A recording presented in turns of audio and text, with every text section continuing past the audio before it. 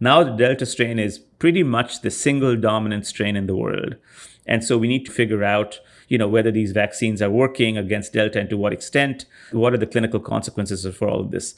If yet another strain were to become dominant in the world, we would have to repeat all of this. And this is something, especially in the era of evolving viruses, that's something we have to be cognizant of and just swallow, as it were. Welcome to Post-Corona, where we try to understand COVID-19's lasting impact on the economy, culture, and geopolitics. I'm Dan Senor.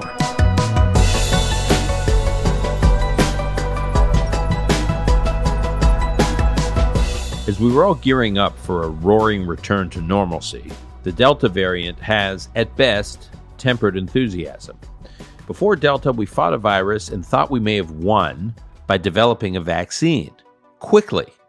Thank you, Operation Warp Speed, and thank you to the ecosystem of life science startups and large pharma companies and the years and years of massive investment in the sciences that made all of this possible.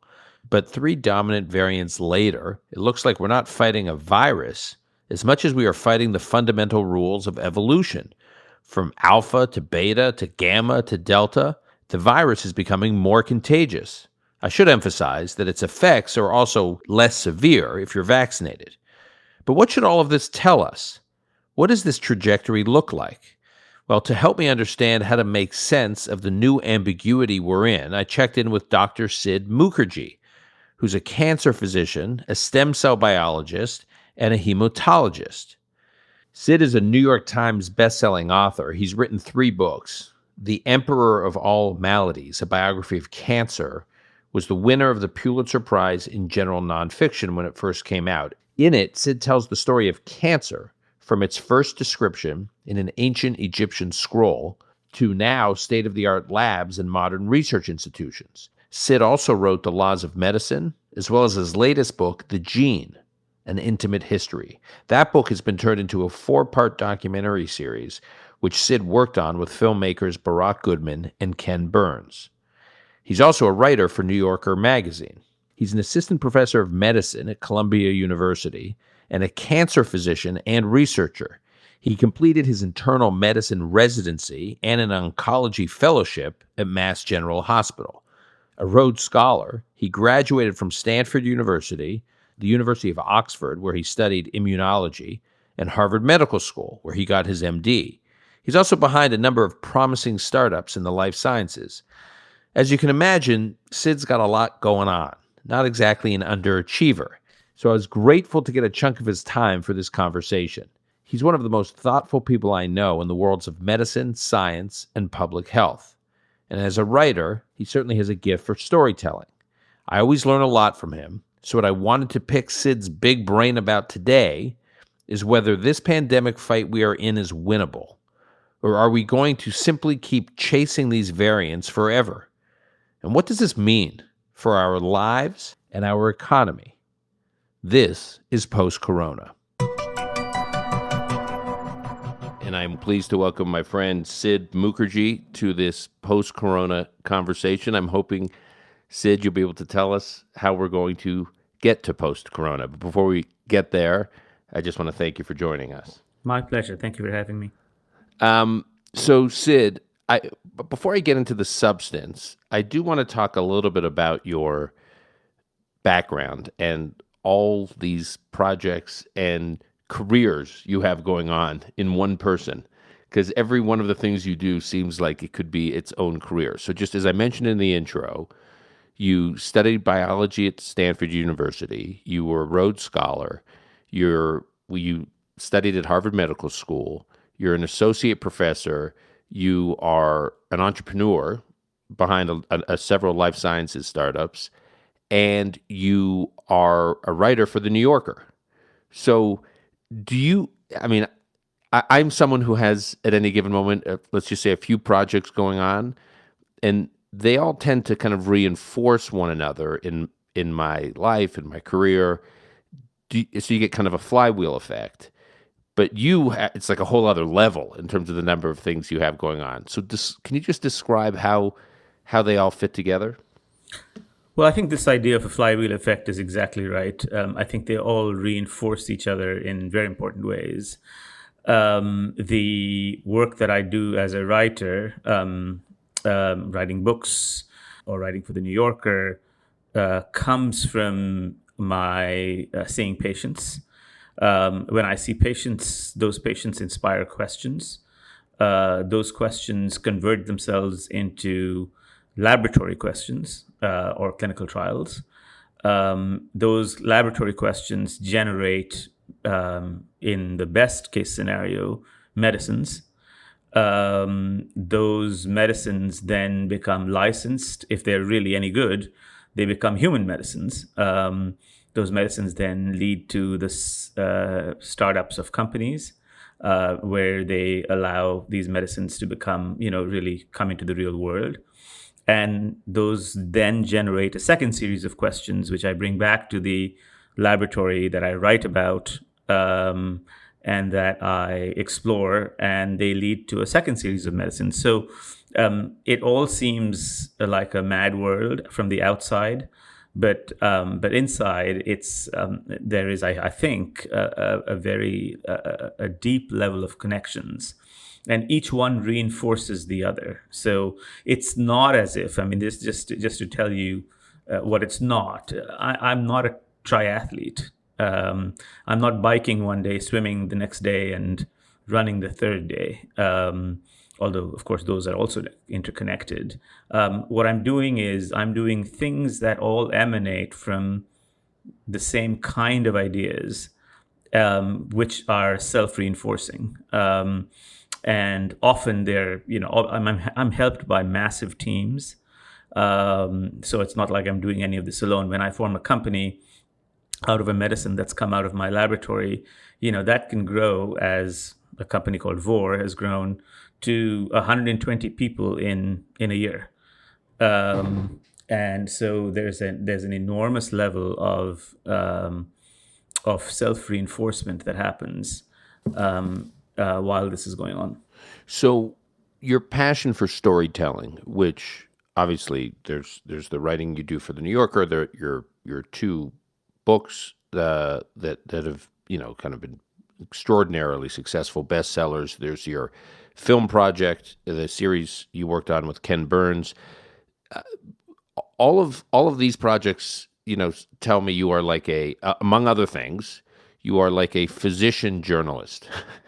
And I've been somewhat, on this podcast, we've been somewhat critical of the quality of science journalism, particularly as it has manifested itself during the pandemic. It's been uneven at best. But physician journalism, A, strikes me as a different genre, A, and B, when it exists, it's typically not, it's not conducted by actual physicians. So I think you being a physician and have this passion for storytelling puts you, I think, in a different sort of subgenre.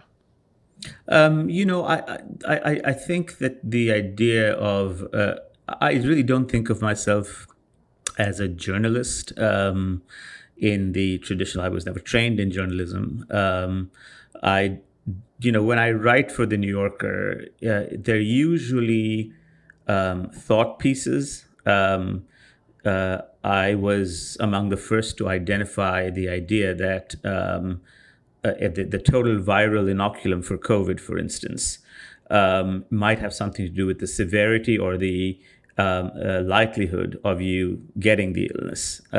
Very simple idea drawn from multiple other respiratory viruses, but somehow had not been in the news. It was a thought piece. And I also brought up the idea of using viral load as a measure of whether you are capable of transmitting infection and potentially of the severity of your infection. So these are thought pieces. These are not usually investigative pieces. So I don't think of myself as a journalist in the traditional sense. I tell stories, often very long stories. The stories are connected to my patients. They often have one patient or a group of patients at their center. I'm not a science journalist. I'm sometimes asked to write about topics regarding science journalism. I almost never do because of exactly that reason. When I write a book, my book is usually not a kind of polemic. I'm not writing, a new fad diet. I'm not writing about a new kind of. I'm writing usually very large histories. They're often 600 pages long, and so I find myself outside that realm of science journalism and have really never done it. Okay, so now let's jump into the pandemic, where we are now and where it's going. And just to frame the conversation, we're all consumed with the Delta variant, and we quietly seem to have fundamentally transitioned to a completely different phase of the pandemic. Initially, we fought a virus and largely won the fight by developing a vaccine, almost miraculously in under a year. But 3 dominant variants later, it looks like we're not fighting a virus as much as we're fighting the fundamental rules of evolution. And that frame, if you will, makes me question whether or not this fight against COVID is ultimately winnable, quote unquote, the way we in the West like to think about things being winnable, that sort of have a binary outcome. What's your reaction to that? Well, I think there are two scenarios that will occur, but let's talk about evolution first because it's important. Um, there are, as you very well know, we need to do a little bit of science speak, if that's okay. But mostly Absolutely. things that people will know. So everyone knows about the spike protein, and the spike protein is a protein that is used by the virus. Coronavirus is called corona because it comes from the word crown, like coronation. And that's because it has a almost a crown-like envelope around it, and proteins that stick out of it. And those proteins are the ones that bind to your cells, and that's what allows the virus to enter a cell. And of those, the one that's most well identified is the spike protein. The spike protein is the one that concerns us the most because when that mutates, its capacity to bind a cell changes. It can increase the capacity to bind the protein to the cell or decrease it. But of course, evolution will make it want to bind it more strongly, more tightly, and be internalized inside your body. Now, there are two camps of people in the spike protein world. One camp of scientists, thinks that the spike protein will keep mutating and mutate and mutate and mutate and mutate, which it does, and will keep evolving, and new strains will come up, and that's certainly going to be true. The other camp says, yes, that's true. That must be true. That's true by evolutionary dynamics. But there are only so many mutations that the spike that any protein will tolerate, which still allows it to exist in three-dimensional space. So think about Lego pieces. You can mutate Lego pieces by making various combinations of them, but there are only so many combinations of Lego pieces that are stable, that can stand up. The mutations in spike, the second camp believes, is this is absolutely true, is like a Lego piece that is standing up, right? Mm-hmm. It can mutate. You can make many variations of it, but the really significant ones, the ones that really affect human biology in the most adverse manner, are mostly done. And delta is probably the endpoint of that, or one endpoint of that. There'll be sub-delta mutations, and they're already coming up. But the big baddie ones are mostly done. How do we know that they're mostly done?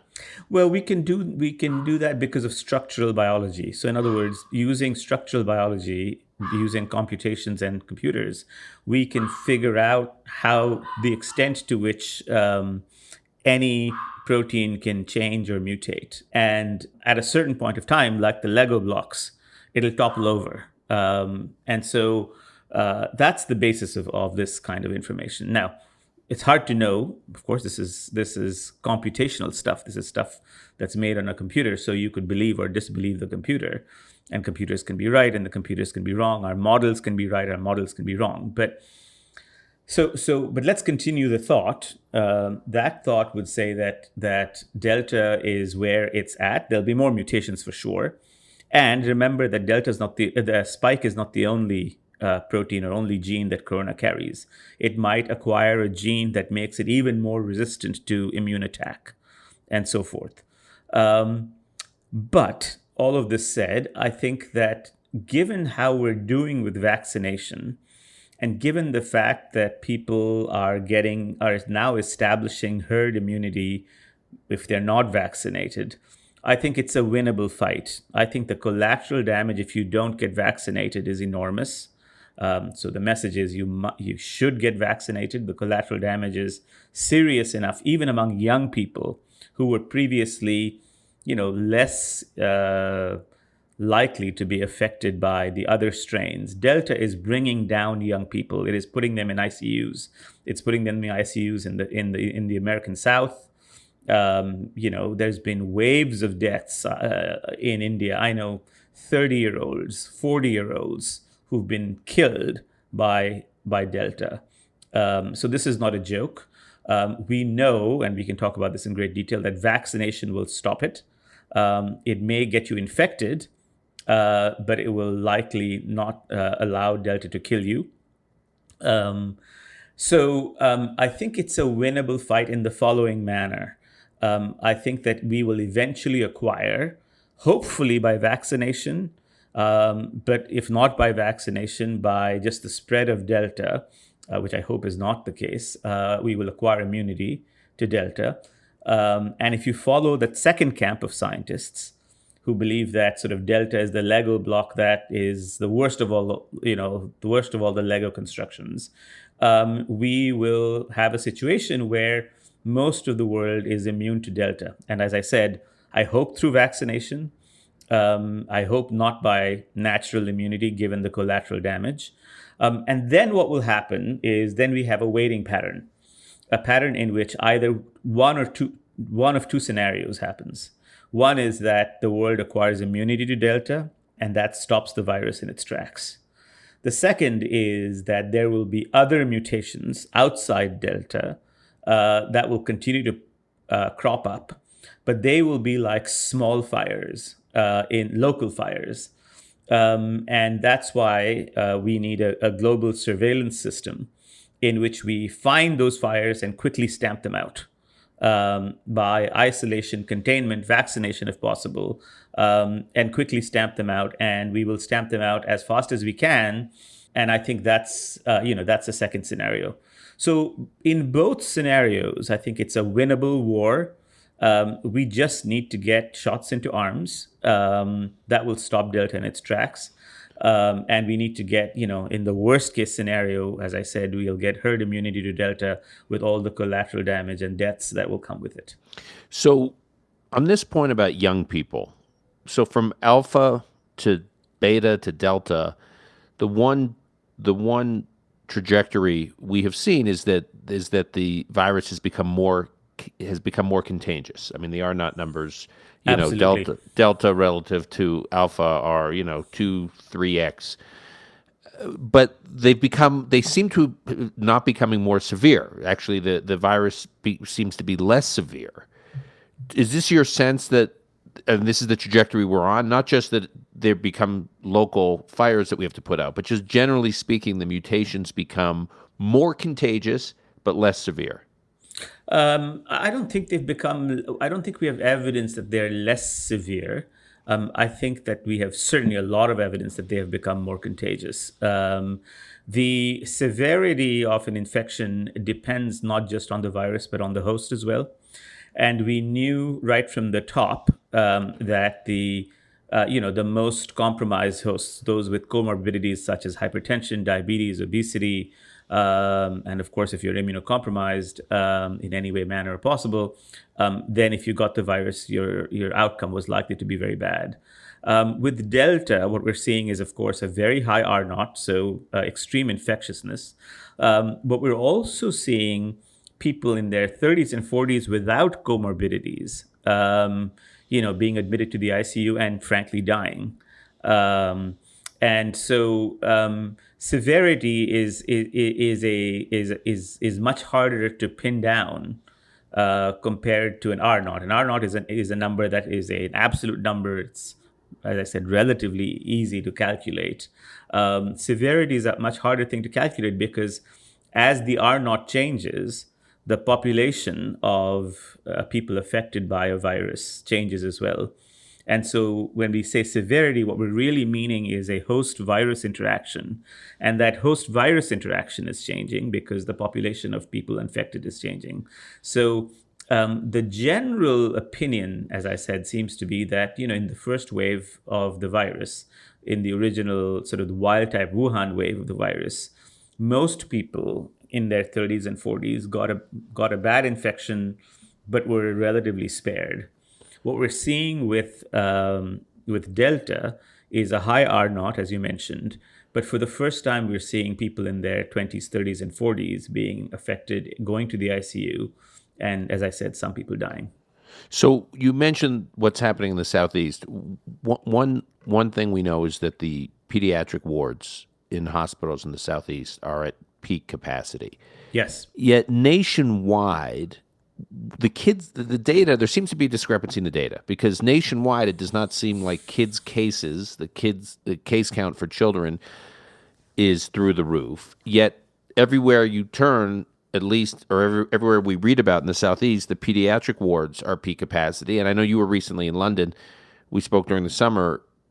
My understanding is there's a similar dynamic going on with pediatric wards being jammed in UK hospitals. And now also they went back to school sooner than we did, so it's hard to know. It's not a perfect comparison, but how do you make sense of these children's cases and what's happening in the pediatric wards? So there are many potential explanations, and we don't have the right explanation. I think, like all viruses, again, this is a virus-host interaction. In places where there's a lot of endemic viral transmission, and potentially, and I'll say potentially because I was one of the first to propose this hypothesis, but potentially it also has to do with the level of viral inoculum that a child receives, the total amount of virus that you breathe in, essentially. So in places that are not masked, and in places that have a very high viral load circulating, what is, I think, happening is that susceptible children, and the word susceptible is the important word here, children who have, for various genetic and other reasons, susceptibility to the virus are being, I hate to use the word, picked off by the virus, and the pediatric wards are full. In places like New York, and other parts of the United States where there's a high level of vaccination, 60% and above, especially, I think the exposure of children to a virus is much, much reduced. And that's because these vaccinated individuals are standing sort of like bulwarks against the children who are unprotected because they're unvaccinated. Which again brings me back to the point: if you're not vaccinated, you're not just being foolish to yourself. You're being selfish to your own children and to the children around you. Vaccination is not just a self act; it's also a selfless act.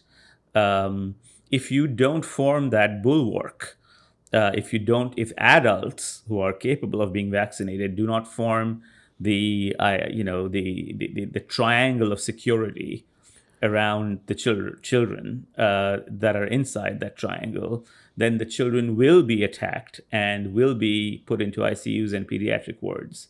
So, I tell, anti-vaxxers this: don't just get vaccinated for yourself, get vaccinated for the next generation, because these children will suffer all the trauma of being in the hospital, being in the ICU, some dying, but also there's potentially, long COVID, which we can talk about. And we don't know anything about the long-term effects of COVID on children, especially severe COVID on children.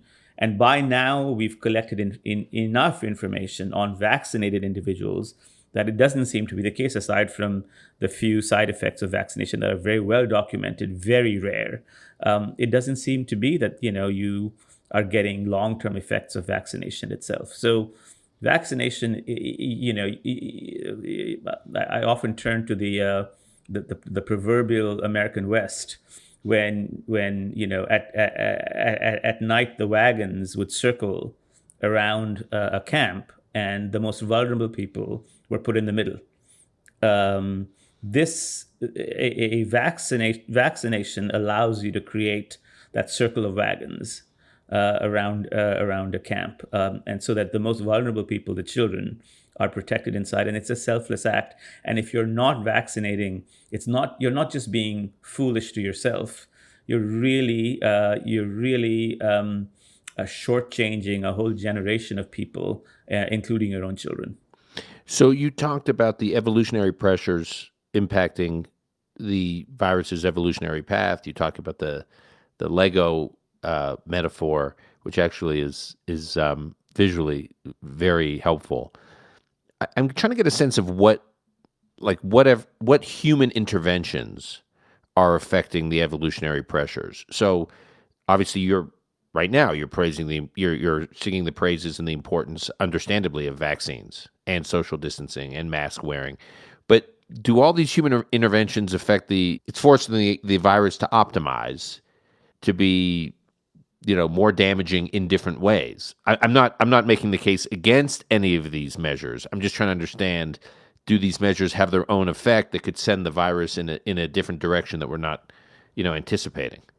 So, I mean, all of those things, the important thing about isolation, containment, social distancing, etc., is they reduce the total circulating population of virus, total amount of virus, as it were, at a population level. And remember, evolution has one important law, which is that I'll summarize it in a funny way and then tell you what it means. In cancer, we say that there are 3 zeros between 1 billion and 1 million. And that's important because people forget that distinction. Killing 1 billion cells is not the same as killing 1 million cells, because 1 million cells have 1 million opportunities to mutate. 1 billion cells have 1,000 times more opportunities to mutate. The same applies to viruses. A total circulating population of virus, which is X, has X, some factor of X, some function of X capacity to mutate. If that population increases, then its capacity to generate new mutants increases. If that population decreases, the capacity to generate new mutations decreases. So I think the human interventions that we're taking, the social interventions that we're taking, have a biological correlate, and the biological correlate is that they decrease the capacity of the virus to mutate. Now, we know this very clearly because the virus wasn't born as Delta. The virus was born as the original Wuhan strain. Over time, as more and more people got infected and the total number of viral particles in the world, whatever it might be, increased exponentially, we began to see mutations that were selected that became better and better at infecting humans. That's what Delta is. Is Delta reacting to what we're doing, and so it's trying to work around the systems we've set up? We've had these human interventions to battle Alpha, and so or Beta or whatever, and then Delta comes in and says, "Okay, well, I'll try this." Well, most evolutionary biologists would believe that that Delta would have arisen anyway. It is part of if you think of the virus strains as a tree, Delta is a natural variant of the tree. I think we don't know enough about what the exact path was that led to the arrival of Delta. All that we do know is that its fitness for human reproduction, so reproduction in a human cell, is and its capacity to bind the human cell is much greater. Its infectiousness is much greater. I don't think that, at least, again, there's an analogy with cancer here. I don't think that Delta arose because of something we did. Delta arose because it lies within the evolutionary path of the virus in itself. It's not as if we pushed a button and therefore Delta learned to escape that button. But rather, it is that Delta is a natural evolutionary consequence of the way viruses evolve, and the more virus there is, the more it'll evolve. Had we been more capable of limiting the total viral numbers, some hypothetical number, some several trillion in the world, we would have had fewer evolutionary changes. My belief is, even if that was the case, as long as the virus circulated or circulates in the population, Delta would have arisen.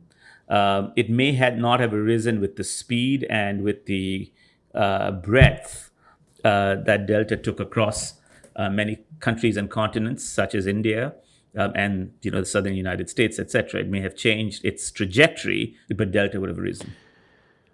I want to talk about some of these vaccines, and you just completed a study in Bahrain that looked at the impact of, I think, 4 vaccines, right? Two of the Western vaccines plus Sputnik from Russia and Sinopharm from China in a controlled population. I think Bahrain is the only country, the only population that has had all 4 of these vaccines spread throughout the population. So it gives you unique insights. So first, can you talk? I know you just wrapped up the study. So can you first talk a little bit about the study, what you were trying to understand, and what we can learn from it? Absolutely. The study is still in preprint, so it's not been peer reviewed. So there are several things that are still going on in the study. But let's take a step back. Bahrain is a population, has a total population of about 1.51 million, and it managed to vaccinate more than 1 million individuals. And there were 4 vaccines that were available: Sinopharm, the Chinese vaccine, AstraZeneca or Covishield, Pfizer, and Sputnik 5, the vaccine made in Russia. And the study looks at, in a very granular way, because Bahrain keeps data on every single individual who's either been vaccinated or unvaccinated, and is capable, because of a very centralized database, is capable of asking the question, what happens to each of these individuals after the vaccination?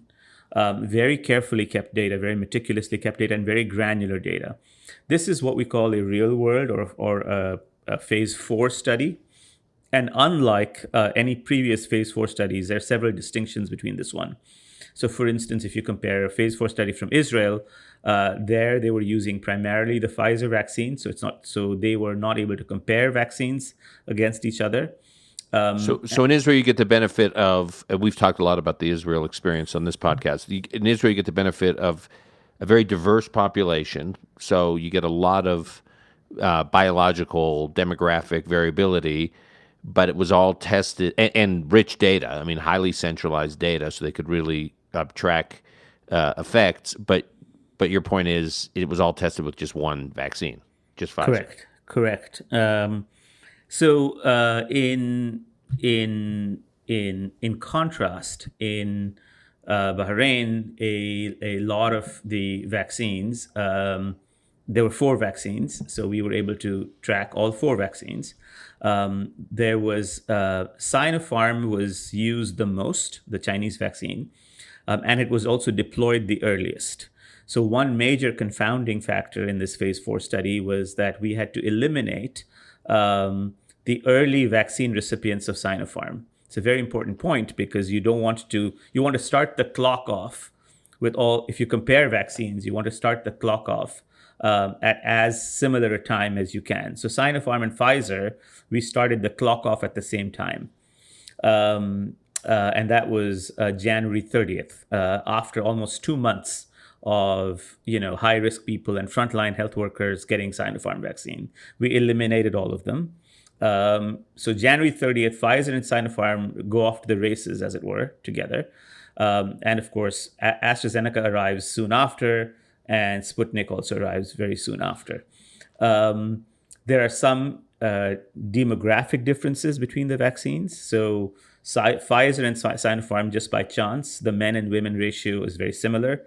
AstraZeneca, probably because of some of this rare adverse effects, is more predominant in men, less in women, etc.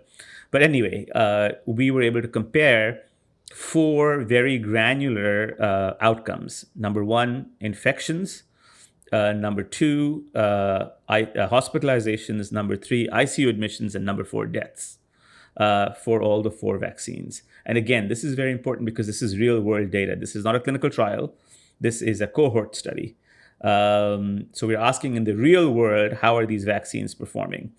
And the second difference with many of the studies, including the Israel study to some extent, is that we caught the Delta wave right in the middle of the study, just by chance. So we were able to ask what happens during Delta as well. So there's some confounders, and you can read about the confounders in exactly, not in a real world study, you can't control for everything. The world is not perfect. People make self choices about vaccines, etc. But in the real world study, the basic top line finding is that all vaccines worked. During the Delta wave, it looks as if the Sinopharm vaccine, having eliminated the early vaccinees, the Sinopharm vaccine was the least able to prevent hospitalizations, infections, and deaths. Pfizer and Covishield performed very well. You still got infections. Obviously they worked. So there was a reduced number of infections, reduced number of hospitalizations and deaths. But with Pfizer, I think there were overall, 3 deaths in total. With AstraZeneca, there was 1, if I remember correctly. I don't remember the exact numbers. But they were highly protective against ICU admissions and deaths. And so it is a comparative study against 4 vaccines. And I talked about some of the potential confounders. We tried to eliminate as many confounders as we can. But it's one thing is clear, that the vaccines work. They still work against Delta. But Delta is a lethal, and some vaccines seem to protect you more than other vaccines, particularly the Pfizer and AstraZeneca vaccines were effective in protecting you. The Chinese government has been, obviously, the Sinopharm vaccine has been the predominant vaccine throughout China, but also throughout large parts of Asia, Africa. It's been deployed in some countries in Eastern Europe. So while we're all consumed with the vaccines that originated in the West, the reality is Sinopharm is probably the experience of using Sinopharm is probably more common globally than what we've experienced here. If you're saying that your study has shown that Sinopharm is the weakest, which we knew, but this obviously gives us more information, specifically as it relates to Delta. How worried should we be that that's the vaccine that's touching most of the world?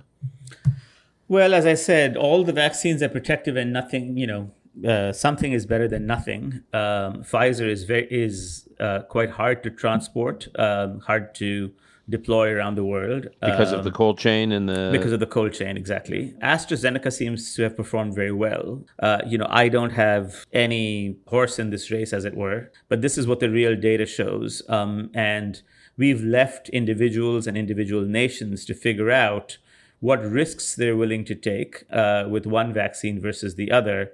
As I said, all 4 vaccines were protective. We are not making, and I cannot make, any political or medical recommendations, but the data is what the data is, and we'll let individuals and individual nations decide how to get vaccinated. And just to zero in on a point you alluded to, how does this experience with the Bahrain study that you worked on, how should it inform our thinking generally about how we do clinical trials, across the board for vaccines and in other drug approval processes? Well, it's a very important point, Dan. I'm a very big believer in what's called a phase 4 clinical trial. Phase 4 clinical trials are clinical trials that are done after a drug or a vaccine has been released in the real world. And these are real world trials. They can be done in many ways. They can be randomized. If they're randomized, they're very powerful and very well controlled. The problem is that no one wants to pay for them. Because, if you're the drug company that's made the drug, the last thing you want to do is to pay for another trial. And, the worst outcome is, the effectiveness of the drug is actually less than what you found in the randomized trial. So every incentive is against it. But on the other hand, from a public health and population health perspective, it's the most important study, right? Because this is how it performs in the real world. So for drugs, I think it's very important to perform phase 4 studies, whether randomized or cohort or case-controlled studies, different kinds of studies, to determine whether they're really working, whether they're working across all populations. A good example is, a drug might work very well in a phase 3 study, but it might be only because you enrolled white patients, whereas, African Americans may have a completely different response to that drug and it may not work. So that would be a phase 4 study, post-approval study. It could be, as I said, cohort, randomized, or observational, anything. For a vaccine, it's very important because, as you very well know, the viral strains themselves are evolving. And so as the viral strains evolve, it's important to keep up with the vaccine studies so that we understand how those vaccines are performing in the real world in the context of the evolution of the virus itself.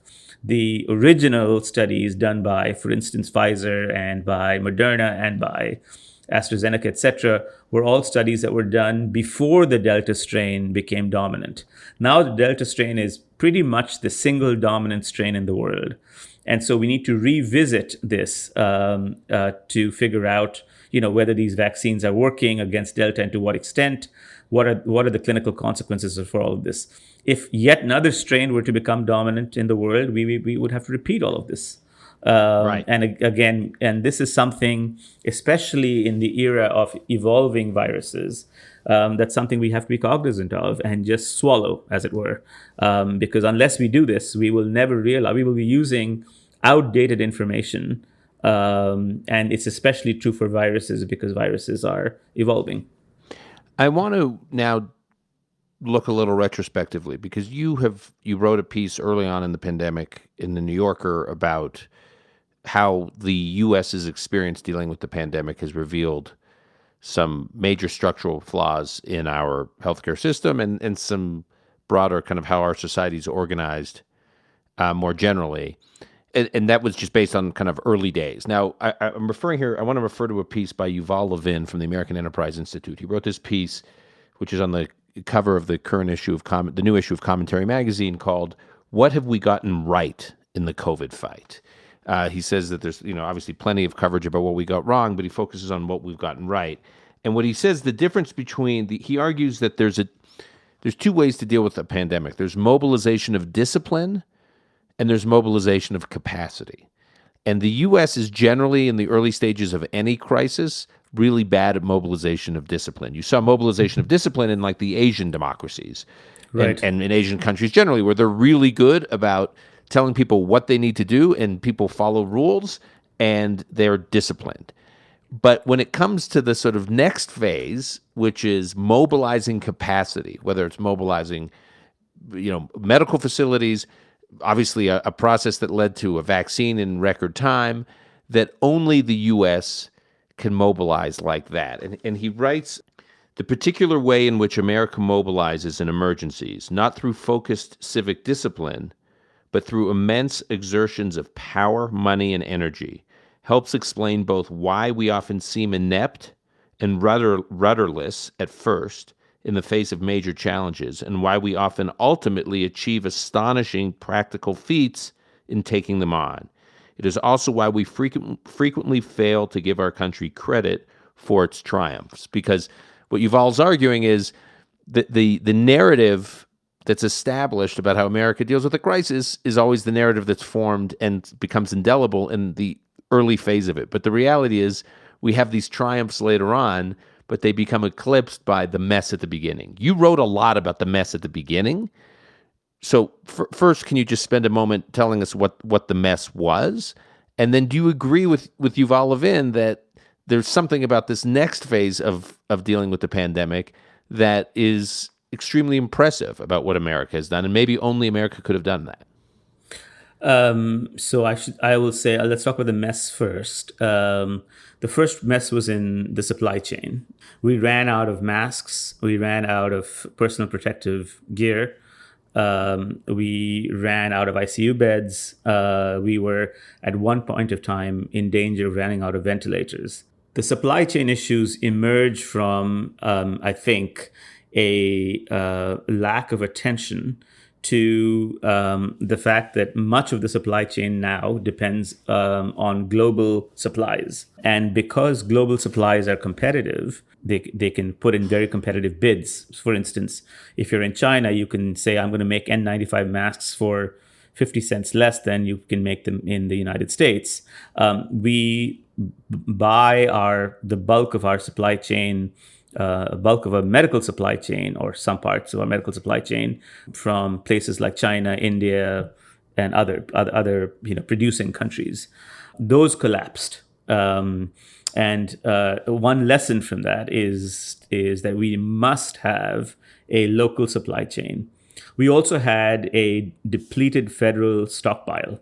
I spoke with the person who manages the stockpile, and it's very clear that in the early days of the pandemic, we had underestimated the stockpile that was needed for things like N95 masks. By the way, I spoke with the largest producer of N95 masks, who said, "Look, every time there's a crisis, the government comes to me and says, ramp up your factory, and we'll buy from you, and we'll guarantee that the next time we have a crisis, we'll continue to buy from you."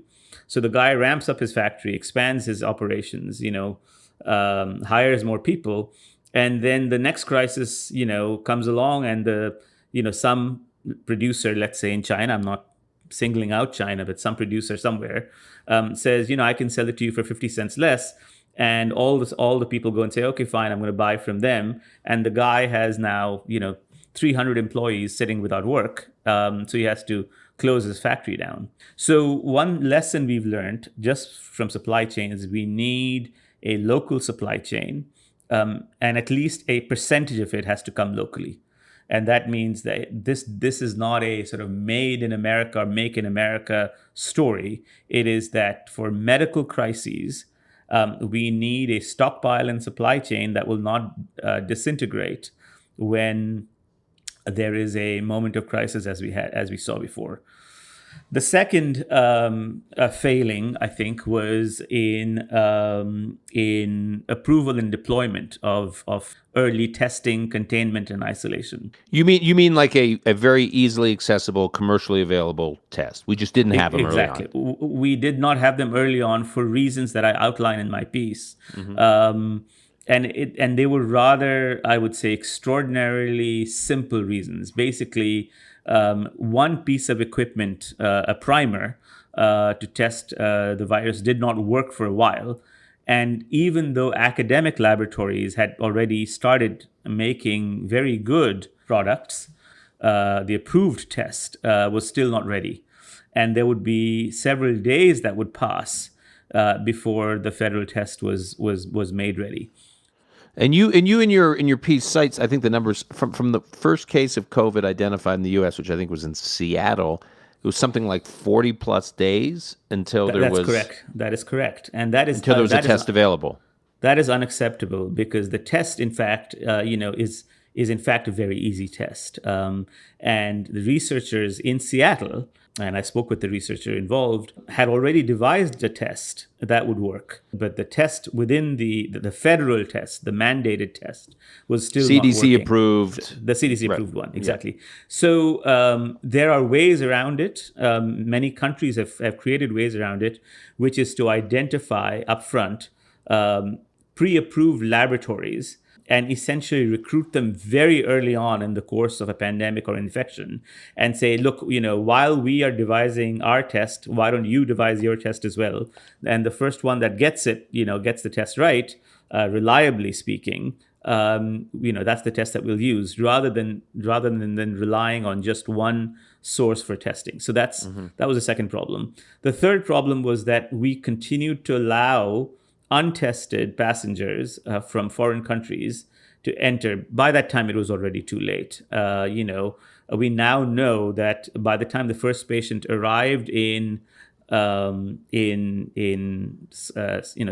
County in Seattle, the country was already had several cases of the original variant of the virus from China, and very soon. Within the 40 odd days that passed before even our first tests had come, the East Coast had been infected or begun to become infected with mostly European travelers. We know that because we can trace the lineage of each of these viruses. Now, that could have been contained. That could have been contained by, for instance, devising an earlier test, making sure that passengers were tested. It may not have completely contained the virus, but it may have contained the spread of the virus to local areas where they could have been stamped out like local fires as opposed to spreading through the entire country very quickly. I'll give you a couple of examples of two other things that failed. I think our medical system of records was very poor at tracking infections. In fact, we relied more on Twitter to figure out where the infections were moving, how the side effects of the infections were, how to spot early signs of the infection, because our current medical systems, including what we call the electronic medical record, are very poorly searchable. I asked a colleague of mine, how many of my how easy would it be to figure out how many of my cancer patients were vaccinated or were at risk for COVID or had COVID already early in the infection.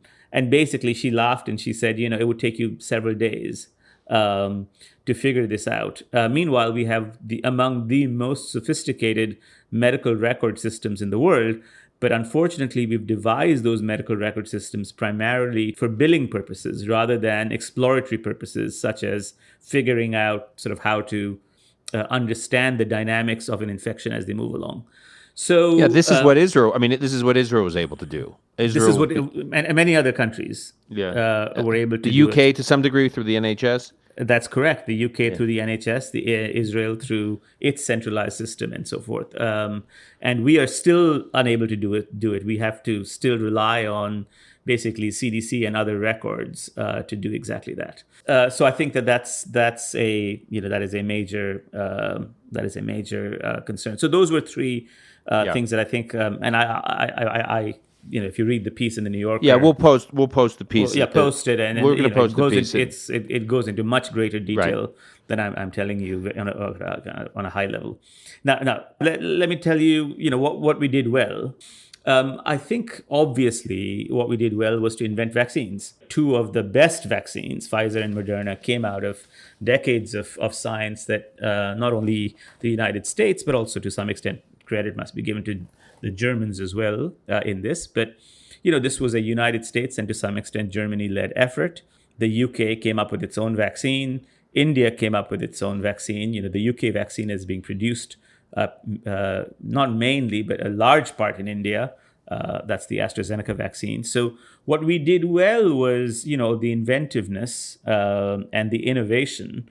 And to your point, the decades of investment in science, medical science, in the Human Genome Project, which began 2 decades ago. I mean, all of these projects, we kind of benefited from the legacy of a lot of that work. Exactly, and places. I'll just single out one place, the Broad Institute.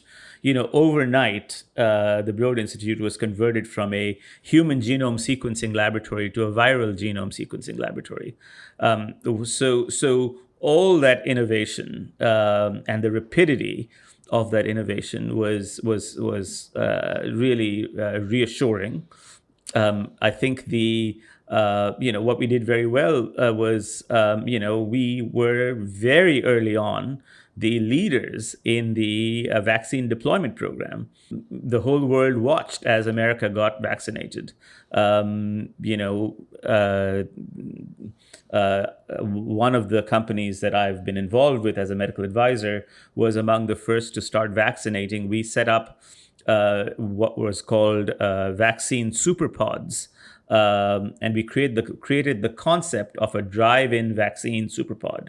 You didn't have to wait in at the pharmacy to get yourself vaccinated because pharmacies would be overwhelmed. No Walgreens has place for a line going around 800 people in the middle of the winter for people to get vaccinated.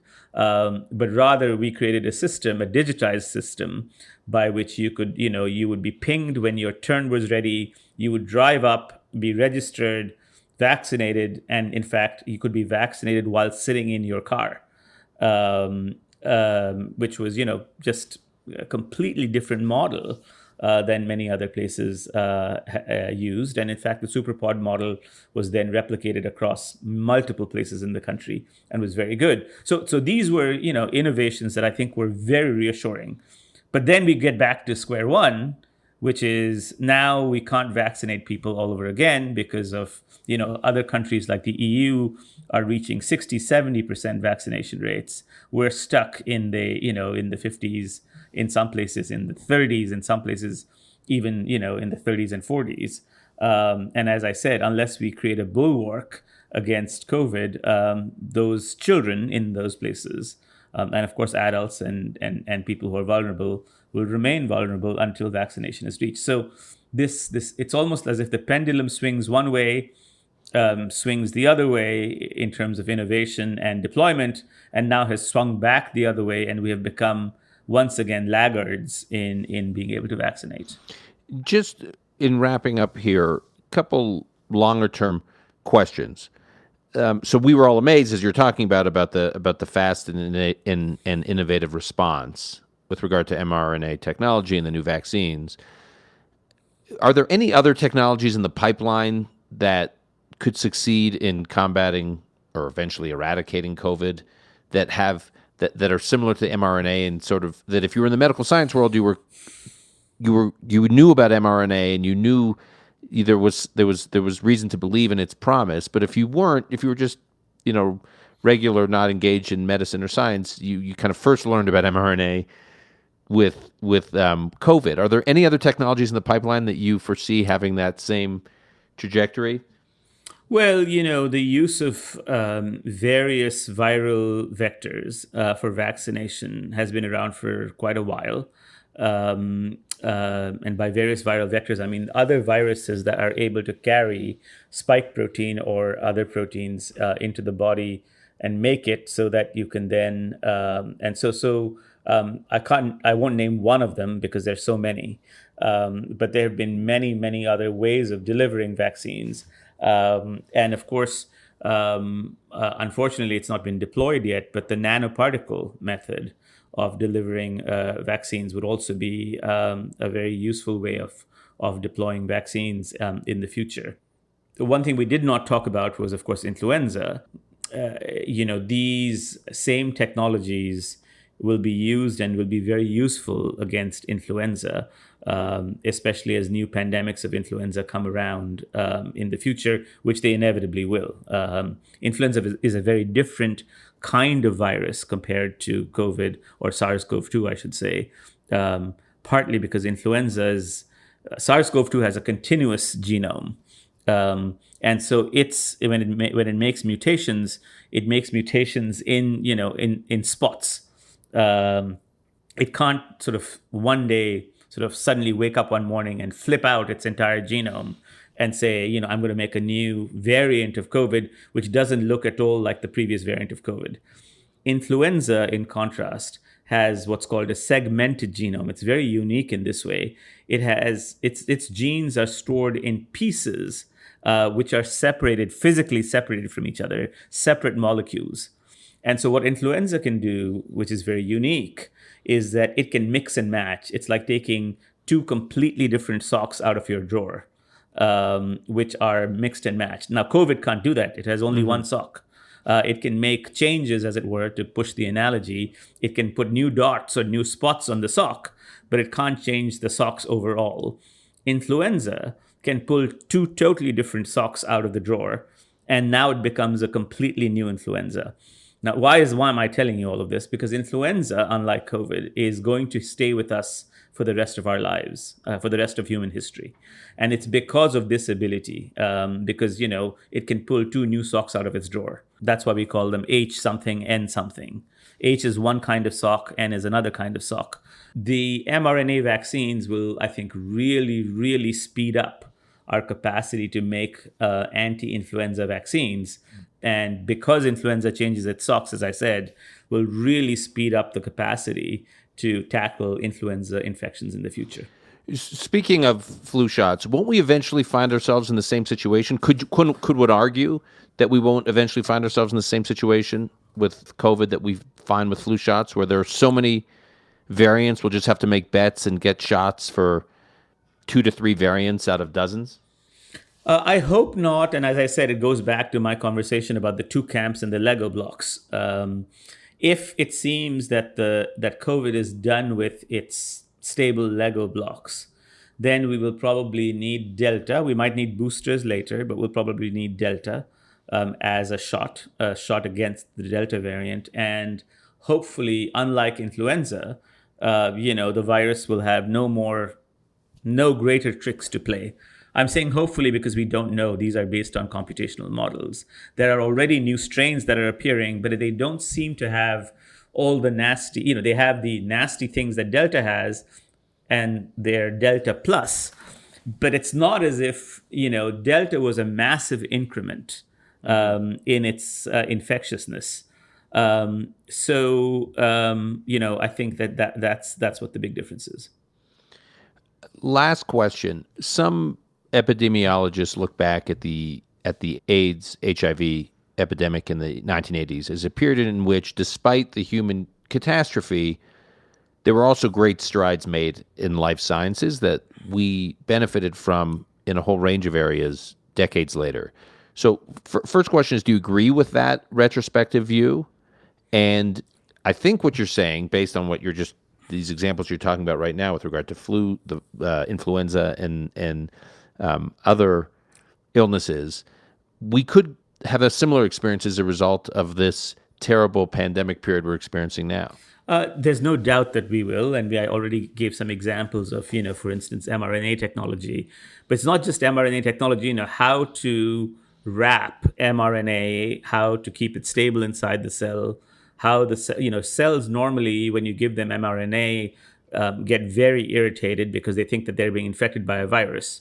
And they make lots of nasty things to prevent that. There was a trick that was used to trick the cells into believing that they weren't being infected by a virus. Coating the mRNA in a particle that would deliver it into the cell was itself a huge accomplishment. And these accomplishments will lead to new vaccines against, for instance, human papillomavirus, for which there's already a vaccine, but new kinds of vaccines. I told you the story of influenza and the capacity to mix and match very rapidly. So there's no doubt in my mind that this sad episode in human history, catastrophic episode in human history, has already led to innovations that will last for a very, very long time. So on that mixed note, both recognition of how difficult the time has been, but some hope, we will end there. Sid, thank you for being so generous with your time and your insights. It was a tour de force, and we'll be following what you think and write and publish, and we will post a whole bunch of material in the show notes, including some of the pieces as it relates to Bahrain and in our show notes. But Sid, just want to thank you. My pleasure, and thank you very much.